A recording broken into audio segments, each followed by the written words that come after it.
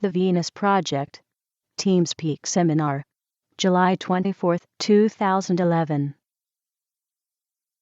How does Jacque witness the other systems theorists like Buckminster Fuller or others, and what does he think about them? I don't know enough about Bucky Fuller's social plan. I don't remember any. All I remember is that he wanted to cover New York with a big dome, which is not a social institution. It's not dealing with social problems, so I can't evaluate that. How about other system theorists that you may know? I have to know about it.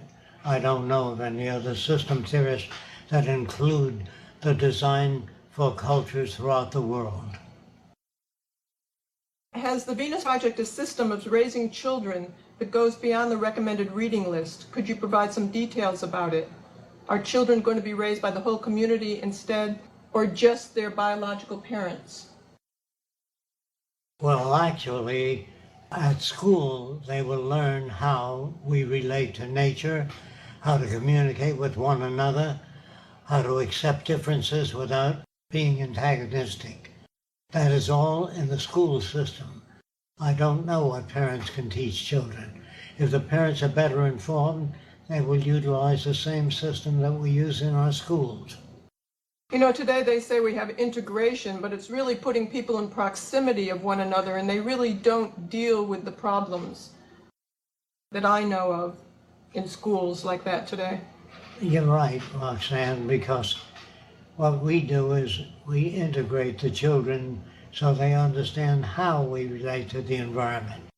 They understand that if we destroy the rivers or dump toxic materials into the ocean, we're going to pay for it in the long run. So they have to be educated in the methodology of maintaining dynamic equilibrium between ourselves and nature.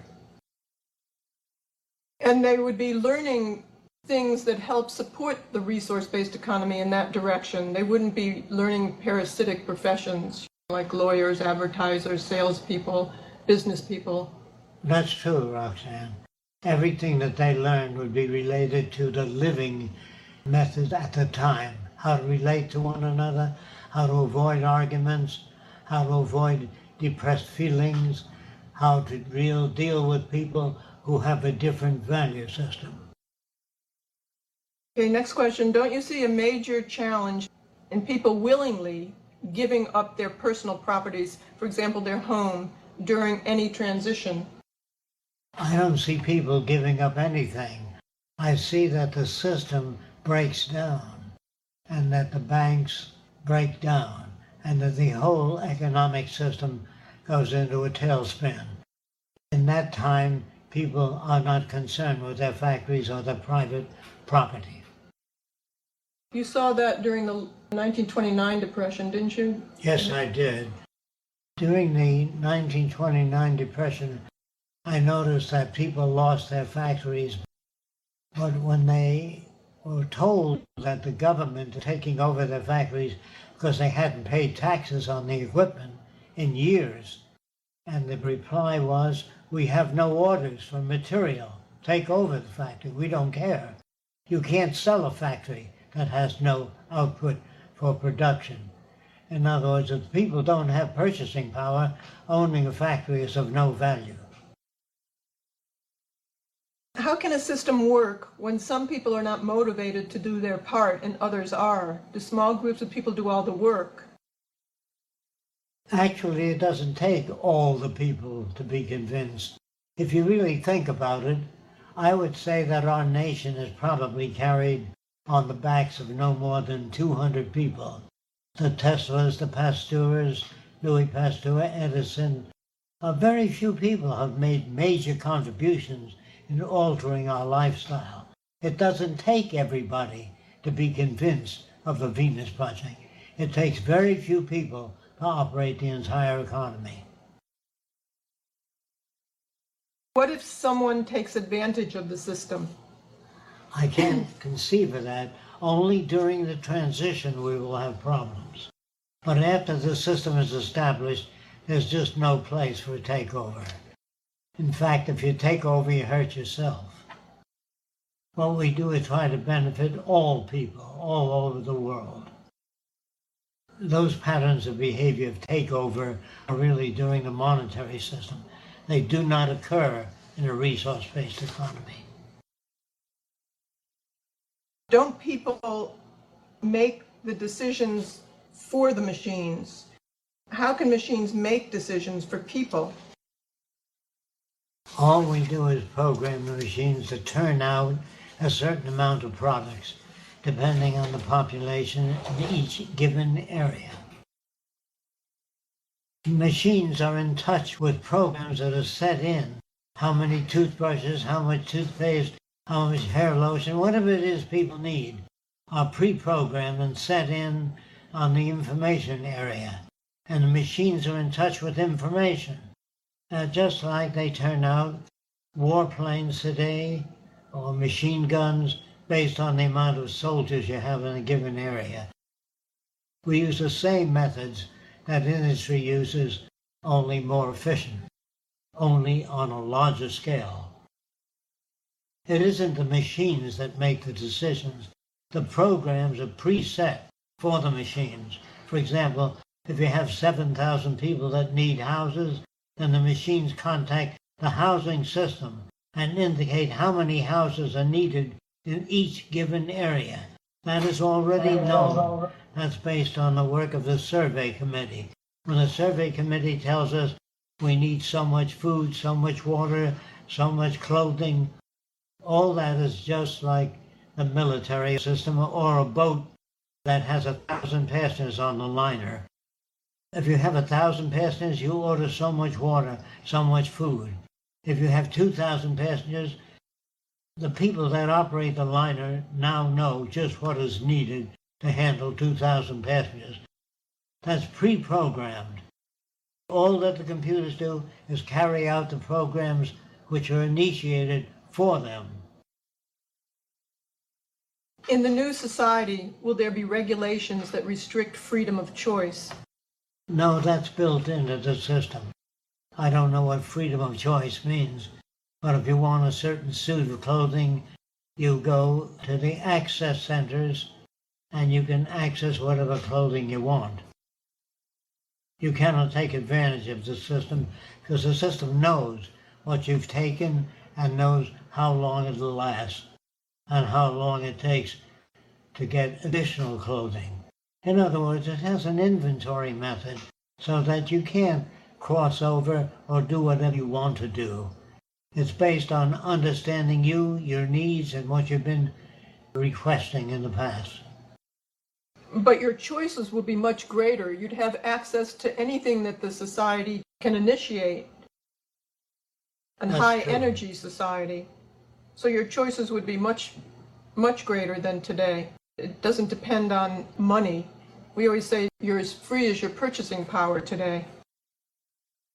We have to give up our current cities. How can we do that? Won't it be wasteful? It's very wasteful operating your cities today. In other words, they are so complex with each set of windows different on each house and each architect designing each building, which is a tremendous waste. And the city just spreads out inefficiently. And of course, if you have a conventional city, if you have to make changes in the transportation, you have to really drill new tunnels under the city. A constant revision and adaptation process would be required to maintain the old cities. It's much cheaper to level the old cities, keep some as museum cities, so that the future can look back and see what it was like living in the old cities. But I would say it's cheaper to mine the old cities for glass, steel, metals, whatever materials we can get from the older cities. The new cities are very different design and utilize much less energy to operate. If people are a product of their culture, the monetary system, then how can we change our thinking? You don't change your thinking. Your thinking is changed by television programs, by news programs. In other words, all the programs in the future are designed to enable you to function better in the new society. How can we describe the Venus Project to people in a way that is relevant to their current life? Well, first of all, they have to face difficulties. They have to agree that politicians cannot handle problems. They have to meet a certain amount of restrictions before they even concern themselves with social change. What is your position on art and music in the Venus Project when it's initiated? I have no particular position. Whatever music people enjoy will be forthcoming. And whatever art, there'll be many art exhibits throughout the world. And if the public likes particular kinds of art, they will select it. If they don't, they'll reject it. So the art world depends on their creativity, what they've got to offer, and what society needs at the time. There'll probably be a broader range of that as well, because people would have access to learn how to draw or how to make pieces of artwork or how to play musical instruments. It'll be accessible to them, plus the training. Well, the newer type of musical instruments will be far greater, and the range of music and the sound systems will be far better. So your options are enormous in the future in art, music, playwriting, or literature. I've heard you talk about music in relation to how the body reacts to sound. Could you talk about that? It will be more of a study of acoustics and sound systems and how the body reacts to it rather than composing music. We want to know just what sound can possibly do to alleviate tension, to make a person feel more relaxed. So it'll be the study of sound and its effects on the human body rather than music as it is today. That has to do with your conditioning and the style of the music in the region that you live. All those things have to be taken into consideration. It isn't music that you study, it's the effects of sounds on the human body. Renderings of the cities, of your latest cities, show a train going through the center dome. The question says, I think the train would make much noise going through the city. Apparently, you're not familiar with noiseless trains. It's possible to put a neoprene or a cylinder or a circle in the wheel itself that dampens sounds. In other words, if you can picture this, the middle of a wheel, if it's not a maglev system makes no sound at all. When you have maglev transportation on a broad scale, you don't have the noise problem in the first place. It isn't getting rid of noise, we just don't have noise by designing systems that are silent. If you put a lead sheet laminate in ceramic materials, the ceramics make no noise. Even when the dishes are moved in a restaurant or they're moved in the kitchen, you don't even hear it. It's many different ways of designing plates, coffee cups, all kinds of utensils that make no noise. This person's heard in your earlier DVDs how you explain how children will learn about the environment by going out into the environment on tours and boats and things like that. Their question was, how are abstract things like mathematics, how will they be taught? It depends on the program, and it depends on how it's used.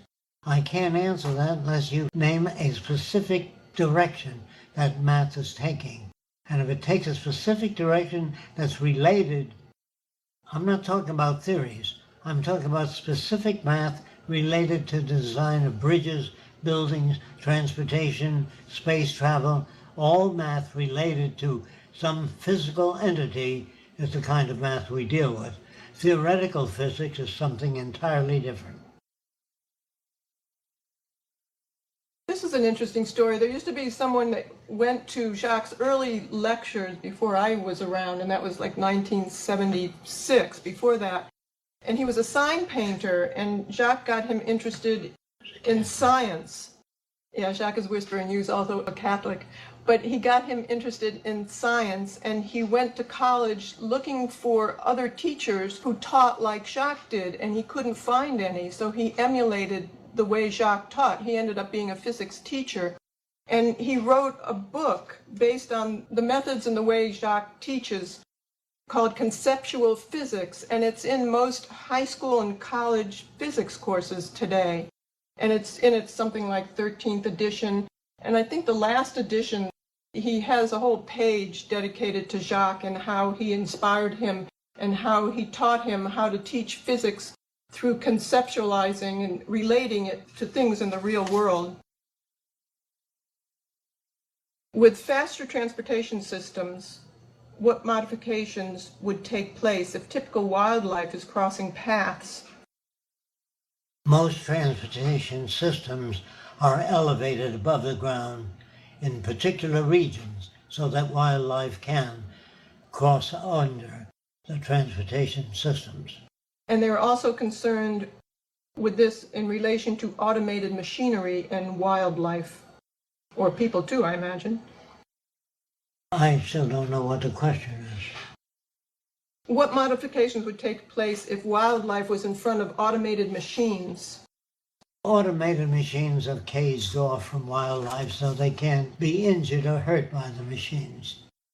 In other words, just as they are protected today, no human can walk over to a machine without entering the plant in the first place.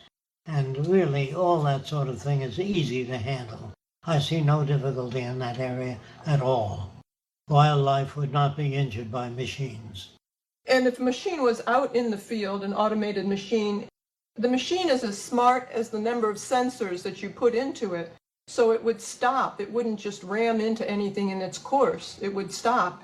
If you put sensors in it, that makes it do that. This is true.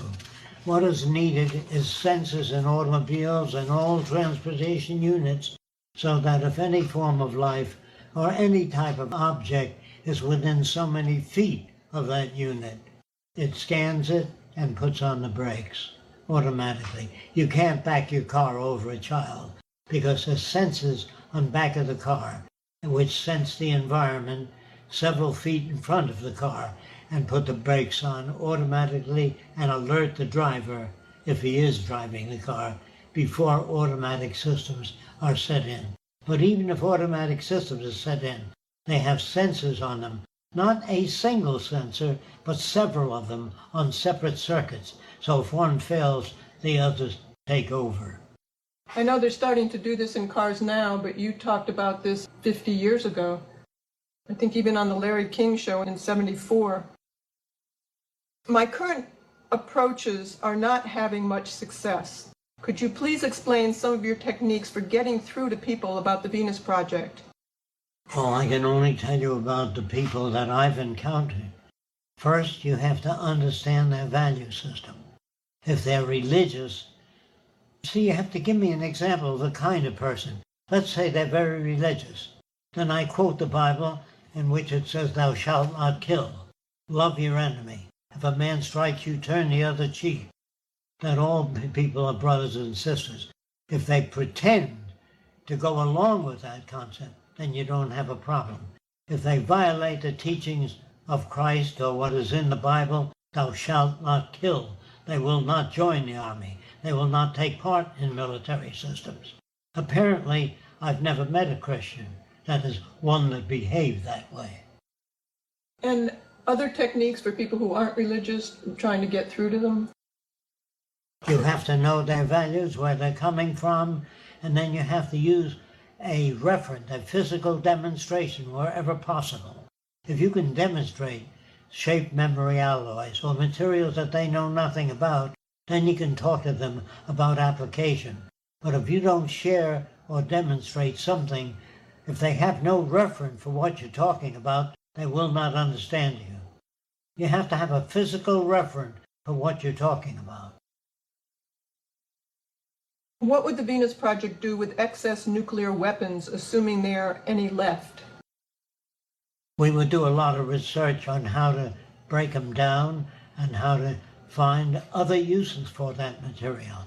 But that would require a great deal of research to find out how to use nuclear materials in whatever state they're in.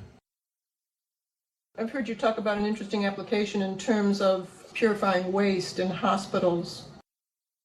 Well, we can make cylinders under the ground with some of the nuclear waste, and as the contaminated fluids flow through the pipe, they are sterilized. We can use that deep underground so that it does not affect people. And we can use much nuclear waste for treating sewage and other materials that may possibly contaminate the environment. But that requires specialized research, and in the future we will do that kind of research. If circumstances remain similar during the transition, would sea-based infrastructure be preferred in places of overpopulation like Tokyo? I would say that most of the sea-based cities are really there to clean the ocean environment and restore it to as near a natural condition as possible. And the cities in the sea would house students that are studying marine sciences, and that is to coordinate them all over the world, and how to remove toxic and waste materials from the ocean. The United States Army, some years ago, about 45 years ago, dumped 67 tons of nerve gas off the coast of Miami. So soldiers who just say, yes, sir, are not really there to defend the country. They don't even know what national defense means. National defense means bridging the difference between nations so you don't have to kill people to bring them around. In other words, armies and navies will be dispensed with. There'll be no such thing as the Pentagon in Washington. There'll be a bureau there that is comprised of problem solvers, how to deal with the many problems we have, not how to fight or kill or destroy cities or design weapons of mass destruction. That system will be phased out entirely. We are not civilized yet. Once sufficient understanding of genetic engineering was attained, would or could we genetically engineer plants, animals, ourselves, and our children? That's a very difficult subject because it depends on how far into the future. Only when the effects of genetic engineering are understood, the negative effects and the positive effects, so we can make an intelligent choice. We can't make an intelligent choice just by splicing genes and trying to affect food. We don't know the long-term effects. So in the future, very careful studies will be made before we use genetic splicing. With virtual and augmented reality becoming more advanced, would these technologies be used to interface with the environment? They'd have to be used to interface with the environment. We cannot afford to take any chances with new materials and new techniques. They'd have to interface with the environment, and all of the lethal or detrimental effects would have to be phased out before they are utilized. I think this person was just talking about virtual into the environment. Well, I guess you took care of that. I assume that the oceans can provide for more people than land can, so would it be out of the question for the major population centers to be in the oceans, or am I correct at that assumption? Well, you're many years into the future, because what we have to do is learn how to cultivate food in the sea. In other words, we will have various designs of platforms that are supported in laminated form under the water. And we would grow and do research on new edibles that can be grown at sea and nurtured at sea. Sea farming will become a major system in the future for taking care of human needs. Of course, we must maintain a population in accordance with the carrying capacity of each environment. And once we do a statistical study of the carrying capacity of the Earth's resources, we must maintain a population that's in accordance, in near perfect accordance with the carrying capacity of the environment, not the opinion of some architect or senator or Congress. All those people make decisions based on practically nothing. They really know nothing, and they have no capability. I know of no politician that ever made a contribution in the growth of food, electric transmission of high-power transmission with less losses. I know of no contribution made by any politician in human well-being. If certain drugs or substances like LSD were found to have psychological benefits, would their use be permitted? If they're found to have benefits, yes. Okay, why do you put so much emphasis on technology? In my understanding, technology is neutral. A knife can be used for making a sandwich or killing someone depending on the motives of its bearer. If you turned off today's technology, the dams and power projects, the lights would fail, food would spoil in the refrigerators. You need high tech in order to operate any advanced civilization. The only way you can create abundance is through technology. This person is asking if you just need to change the values, or why do you put so much emphasis on technology? It's really both that we need. But even if you had the most ethical people and people who had developed value systems, but you had no resources, you'd end up with the same problems that we have today, the same antagonisms, lying, stealing, cheating. It's the environment that shapes our behavior and shapes our values. So you can't have one without the other. You have to have the technology that supports abundance. That's what the religion is today. They superimpose a value system that doesn't correlate with the environment. They put up signs, do not steal, but as long as few people control most of the wealth and the resources, you're going to have stealing and cheating no matter how much they go to church. Maybe not for themselves, but for their children. And if you did away with high technology and machinery, you go back to slavery. George Washington had 300 slaves. Think about that. The guy would be run out of town today. So it's only through technology that we can bring about a world of abundance for everyone. Okay, are there any books you could recommend on general advice for changing value systems and understanding the psychology of prejudice? If you look at our website, we have a list of many books that are available that'll give you specific information in specific areas like communication, language, the history of civilization. Look at our website. We have a wide listing. Yeah, the show of violence talks about how environment shapes behaviors, but it really doesn't, none of those books put it all together and talk about what the value system should be in a different type of system, in a system that produces abundance for everyone. This is where they really fall short. They don't pose an alternative direction and the values that support that. So I would say read Jacque's book, The Best That Money Can't Buy, first, and get some of the lectures. If you can't afford it, we have a lot of things up on the Venus Project YouTube channel. And if the team purchases some of the material and shares it with other teams or other people that help support the project, plus you can learn more about this direction and the types of values that would be most constructive in a resource-based economy. Remember that even the values are changed as our technology moved on. We have no fixed concept of the ideal city. We are not utopians. We believe that no one can design the ultimate city or the ultimate laptop or computer. They will always undergo change. There are no final frontiers, no best way of doing things. There's the best way we know of up to now. On your basic lecture CDs, you explain how you taught your kids to count using dots. Could you explain it again? How did you do it? Because the sound quality wasn't good. Well, in the early days, I can only describe what I did. I would just put 2 dots down and ask my son or my daughter what they see. And they say, 1, 2. I see 2 dots. I said, you don't have to count them. You can see there's 2. And if there's 4 dots, you can say 4 dots.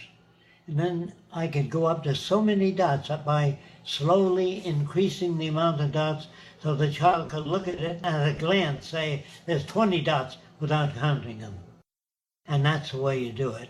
In other words, do it gradually. Start with 2 dots, 3 dots, 6 dots, so the child So 6 dots right away, 10 dots right away without counting them. He can learn to do that if you gradually increase the amount of dots. And some children go up to about 30 dots without counting them. And I'm sure you can exceed that too. Who would make decisions and how do they arrive at them? No one makes decisions in the Venus Project. They are arrived at. In other words, if you don't understand that, if you want to know how long an object can last in a rotational field, like where they make tires, they put the tire against a concrete wheel and it turns for so long a period. That's how they can say that this tire is guaranteed for 3 years or 10 years by testing it. And the Venus Project puts every concept to test.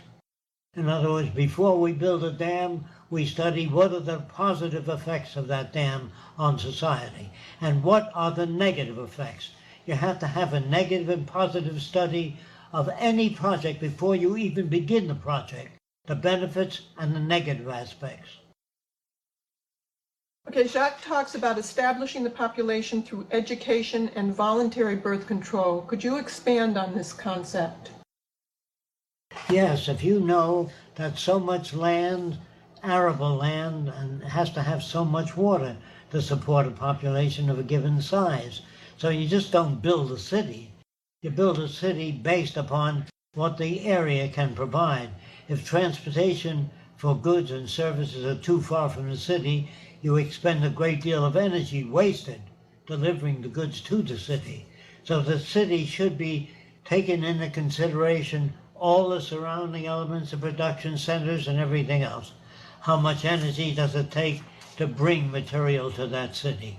The whole thing has to be evaluated. And the concepts that you would discuss in terms of reducing population? Well, that would be the population has to be maintained in accordance with the carrying capacity of the environment. How do you educate people to that concept? Just the way people who know the concept are educated, through films, diagrams, charts, and tests. You had a story once which was good, the dynamic equilibrium, explaining that. Oh, well, that's It's difficult. harder without a drawing, though. Yes, very difficult. Okay. We'll leave that one to drawings. How long do you expect an intervening transition period will last, and how will this be managed? First of all, Fresco and Roxanne have no power. It's the population. If people in large groups demand that the Venus Project or the resource-based economy be installed, it will. It depends on the work you do, and we work constantly, every day of the week, without vacation. So it depends on how much work you do to inform people as to the benefits of a resource-based economy. Yeah, we don't have any control of the transition either. We think it will be really terrible, especially in the United States, where so many people have had so much and really spoiled and have a lot of guns too. I don't think they'd sit back easily and have them lose their homes and their jobs and education. And healthcare. Yeah, and healthcare. There'll be a point where when they start to revolt, it will be pretty terrible. And there'll be a lot of military dictatorships, more military control, Jacque is saying, throughout the world, as what is happening now. Do you think that there are periods of exponential growth in technology, of technological advancement, and periods of kind of dormant periods? How does that work? Yes, that has to do with finances and how much money or equipment the lab has. But in the Venus Project, every lab is given whatever they need. No more digging up nickels and dimes for research in heart disease, cancer, or any other physical disorder. Every lab gets whatever it needs and more. Yeah, there'll be exponential growth in a resource-based economy. Continuously. Right, because you don't depend on the economy when the government has funds or private industry can get funds or grants. Do you accept the idea of free will? Not at all. I believe that every word we use, All our facial expressions come from movies, books, our parents. Remember this, when you say good morning, there's not a single word that's your own. Every word you use, your mannerism, Happy New Year, have a nice weekend, all those statements are pre-designed. There is no free will, there's no evidence of it. An Indian never looks at a wigwam and says, hey, I think I'd like a wigwam of stainless steel. He can't say that. It's not within his experience. No Eskimo would ever say, I'd like 3D TV equipment, and I'd like a laptop computer. An Eskimo doesn't have that within his frame of reference, so he only reflects that which is available in the environment.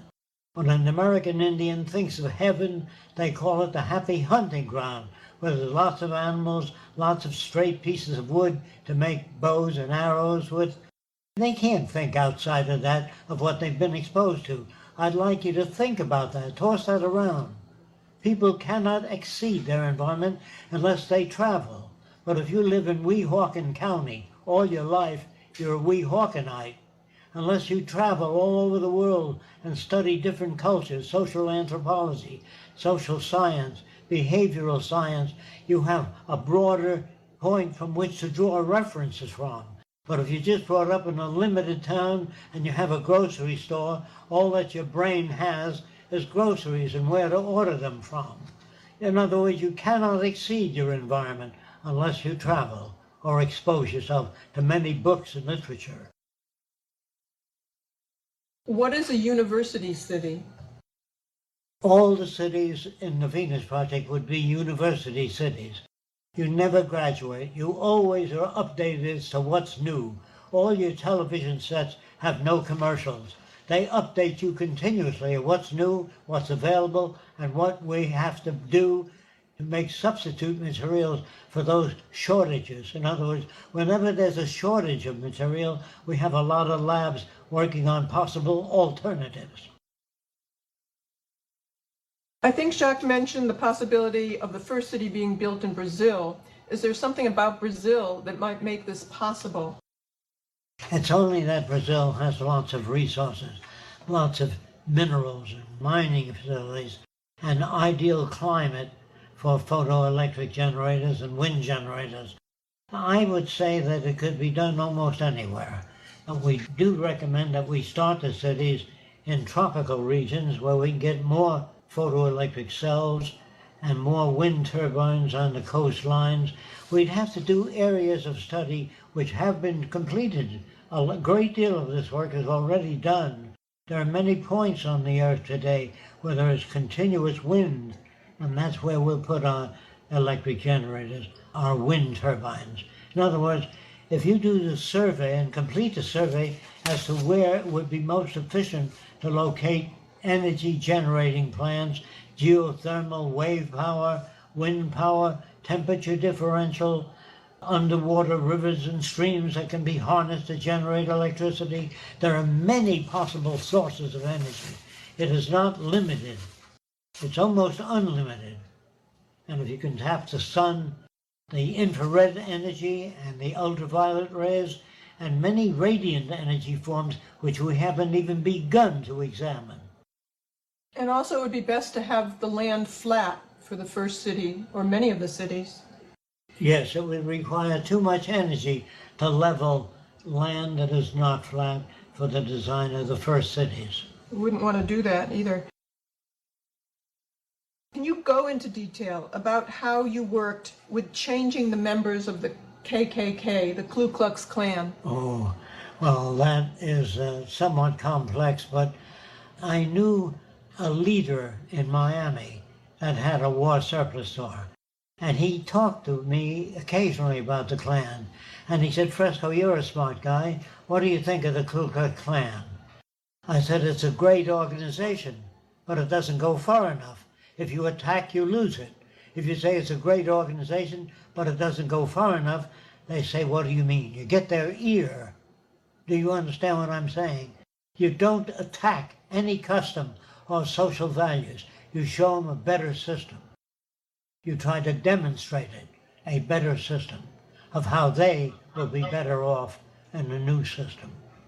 Do you want to go into It was interesting how you worked with the Klan, it's a longer story. Well, I did a lot of animal experiments to show them how animals learn and how people learn, how their behavior is shaped by their culture.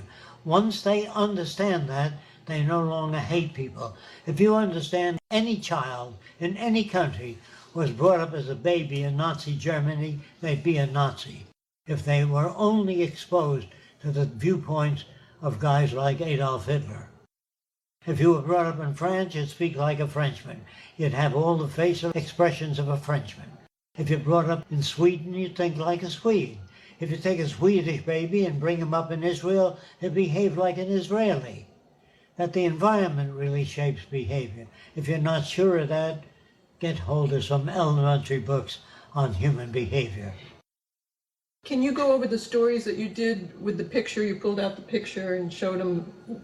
It's a longer story. No, it's not physically demonstrable. Okay. Well, I'd like to explain it. Go ahead. All right. Jacque did many different methods with the Klan. One of them, One of the methods I used I was going to go into Bambi, the was story with projecting Bambi. a picture. And this individual told me he can look at a person and tell me all about him. And I said, if you can do that, I'd like to learn how you do that. So I projected a picture, which I got from the post office, and he told me that the man he was looking at was a good man, a Christian, a war veteran, a family man. Then I pulled the bottom of the picture out, which is a statement on it, wanted by the FBI for subversive action against the United States. Well, members of the Klan began to laugh at him for the first time. See, they never laughed at him. He made all kinds of statements. It was not subject to experiment. Once that happened, I did not attack him. The group itself modified their behavior in relation to his statements.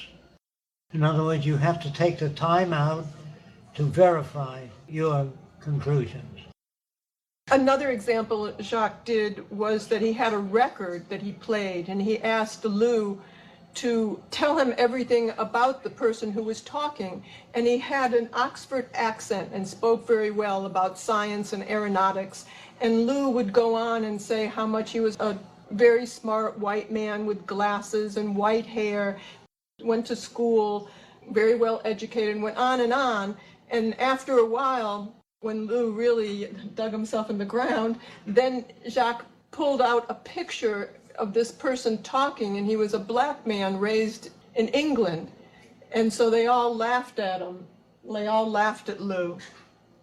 In other words, you have to prove to whatever extent you can, with whatever means you have available, to try to turn people around. Do not argue with people. Present evidence for your views.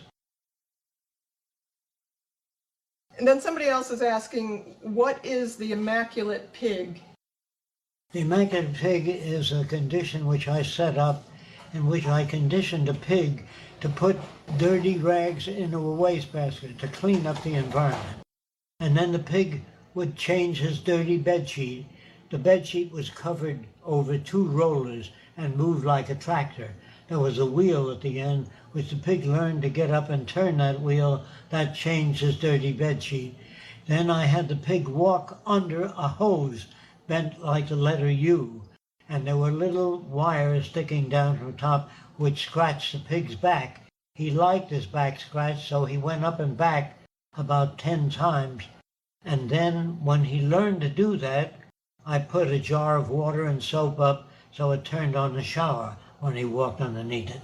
So the pig took a shower, changed his dirty bedsheet, and picked up all the filth in the environment, put it in the wastebasket. The way I did that is when he deposited the first object in the wastebasket, it had a micro switch underneath it so that dispensed food. And every time the pig put some waste in the basket, the food dispenser would dispense a little food. So I called it the Immaculate Pig. He put a little white coat over the pig with a red cross, and it said the Immaculate Pig. And he filmed that when he was at a transit camp during the first 29-30 Depression. And then he used that film to show to the Klan to have them understand conditioning. And the effects of environment Right. on behavior. And they were really amazed. They said, Jacque, I raised me a lot of pigs, but I ain't never seen me a pig that smart. How did a pig get that smart? Yeah, they projected their own values into it. But you have to use demonstration for people that have no such information. You have to inform people just as you are informed. Suppose a person doesn't want to live in the city. Can he live where he wants to live? Yes, he can. Suppose a person doesn't agree with another person. Can he openly disagree? Yes, he can. But just ask a question. What do you do with people that don't want to live in the houses we recommend that they live in? Just pinpoint the question. Like, who makes the decisions? How do they make the decisions? What if two people have a different concept? How do you select the better one? How do you know which is better? What means do you have for dissecting which city will be built if many cities are submitted? In other words, tighten your questions up. Don't go through a long dissertation. Yeah, I wanted to describe how you got in with the Klan, because first, Jacque always talks about if you're dealing with different people, to really try and identify with them, have them identify with you. So you're not an alien just lecturing to them or something, because they'll reject you. In a resource-based economy, how would the drought in Africa that's going on be dealt with, the drought in Somalia? How would the drought be dealt with in Africa? You're Somalia? talking about an already damaged area. Once we get the Venus Project underway, if the nations join together, there are floods in different parts of the world. We don't harness the floodwaters. In the future, we will harness the floodwaters and direct them through our canals to water storage basins. There's more than surplus water. There's more water than the world needs. We've had floods all over America. We don't harness that water yet. In the future, we have to learn how to harness resources that are scarce. You've also talked about, since it is a coastal country, you can bring in the salt water and in canals and do desalination. By evaporative condensation. Right. In other words, you can't start all over the world. You have to start the Venus Project somewhere and gradually arrive at a resource-based economy. We can't start tomorrow morning, as some people assume, that we can go right in and clean up everything right away. No, this is something that could have been done in 1927 if people were educated. They weren't. And so we have to go through the transition, which will be painful. Yes, and hurt many people. There'll be many people shooting other people. That we cannot control.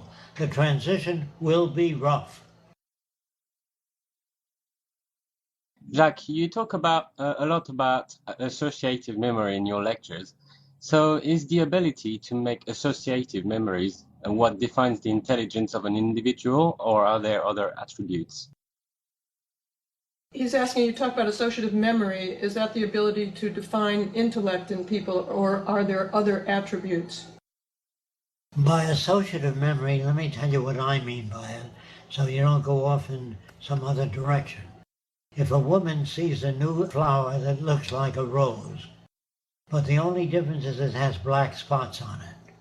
If she sniffs it and it burns her eyes and nose for a couple of days, the next flower she sees that looks like a rose, or any flower with different dots or patterns on it, she holds it at arm's length instead of sniffs it right near her nose. That's associative memory. We make all our decisions based on associative memory. If everybody had a nose a foot long, people with a small nose would have surgery done. If that's the social norm. Okay. Try to conform to the social, that's associative memory. Do you equate that with intelligence? No, not at all. An intelligent electrical engineer of 75 years ago couldn't get a job today because his methods would be obsolete. There's no such thing as intelligence because it's an ongoing system. Anybody that's intelligent in any field, an airplane designer of 75 years ago couldn't get a job in a modern aircraft factory because he's too far behind. But then he was called intelligence. What does the word mean? It really doesn't mean anything specifically except that the person appears to have knowledge at a given time. An intelligent person 50 years from now will be very different than an intelligent person today. The word is not useful or descriptive. Maybe a better word would be closer approximations of reality, how much your associations are linked up with the real world. Yes, I would say that would be a better definition. I was thinking it's just because how you separate us from animals is that we can the ability to make more associative memories than animals. Is that how we're separated from animals, that we can make more associative memory than animals? Yes, we can make far more than animals. Animals have simple associations. That's why you condition them with food. If you give them food and put them through a certain routine of behavior, they can learn things. But when it becomes very complex, you can condition animals to complex systems, but you have to know how. And I don't have the time to go into that now, but if you really bring up an animal in a closed system with a bunch of levers and gears, if the animal presses a lever and water comes forth, he presses another lever and food comes forth, he presses another lever and the air conditioning goes on. The animal can learn to press so many levers, but he wouldn't know how to survive in the natural environment. I hope you understand that. Yeah, thanks. Hello, I have a question. Jacque Fresco was talking about a new language needed in the future so people doesn't have bad interpretations, a human language. So my question is, if that language, let's say, already exists, does Jacque Fresco think it's a good idea to start implementing that language after or before the Venus project happened? It will be installed after the Venus project because all language today is subject to interpretation. You read the Bible and somebody says Jesus meant this, another person no, he meant that. The third person says you're both wrong, he meant this. So you have the Lutheran, the Catholic, the Seventh-day Adventist, because it's subject to interpretation. But the language used by chemists is not. When a chemist talks to another chemist about a chemical formula, it's precise. That's excellent. The question is because there is a new language developed. It's called Loxban. I don't know if Jacque Fresco, if you know about Loxban, but it's a new language designed so you can talk to machines, and all the characteristics of this language is very, very similar of what you say, Jacque Fresco, about the new language. So that was my question. Is Jacque Fresco familiar with this language, and if he thinks it's a good idea to implement that to a resource-based economy? The new language has to be related to the environment. Every word has to have a symbol that is fixed. You have to have a reference to what you're talking about. Instead of saying Happy New Year, do you control the weather? Do you make the New Year happy? All the words we use are a lot of BS because they're just words. If a person goes away for 3 days, you say have a nice vacation. Why don't you say have a nice life? Why just have a nice vacation? If you say have a nice life, you're through with it forever. People talk about a lot of things. Happy birthday. You don't control their birthday. You say have a nice trip. You don't control the weather. What are you talking about? So people just talk. They have a lot of words, and let me say this, possibly 70% of the words they use have no meaning. What about the language he's talking about that interfaces with machines? It can't be designed until you have a resource-based economy. In a monetary system, it won't work. I have a question as well. Yeah, a few weeks ago I was here and I had asked this, but I'm wondering, in a technology dominance system, how will improvements will work? For example, if a scientist comes up with a new design and no one is in charge of changing things, how will the improvements will occur? All improvements are submitted to a computer which makes all that information available at every research lab. And if you submit an idea, it goes through the computer and it's matched with known patents and ideas. And it says the idea you submitted may have been invented in 1933 and that it's not new. It'll tell you who did it. And if it is new, it'll be sent to every lab that's concerned with that particular problem. So the computer system will act like, will do the confirmation. The computer system will confirm the fact that the idea is needed and new and should be applied. Okay, thank you. I was wondering about the pictures of the city design that Andrew rendered the most recent one that we see on the websites. Which part of the world would this fit into? Well, it's best to do it in the tropical regions or subtropical because of solar power and wave power and maybe wind power. But we'd have to do a survey first to determine the optimal use of whatever energy generating system we have. Now, along the west coast, there's all kinds of volcanic access. In other words, if we can tap fusion volcanic power, we can build generators all along the west coast, all the way up to the Aleutian Islands. It all depends on what's available and what's to be built in a given area. That's why the survey is so needed first. Yes. So it's not just based on opinion, but it's based on what there is out there and what is needed and what the people need and where they are. All decisions are made on the basis of the survey.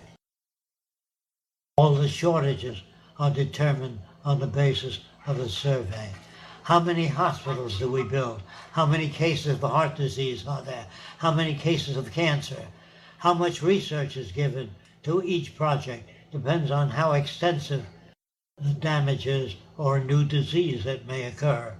The research labs are all controlled numerically by the nature of the problems.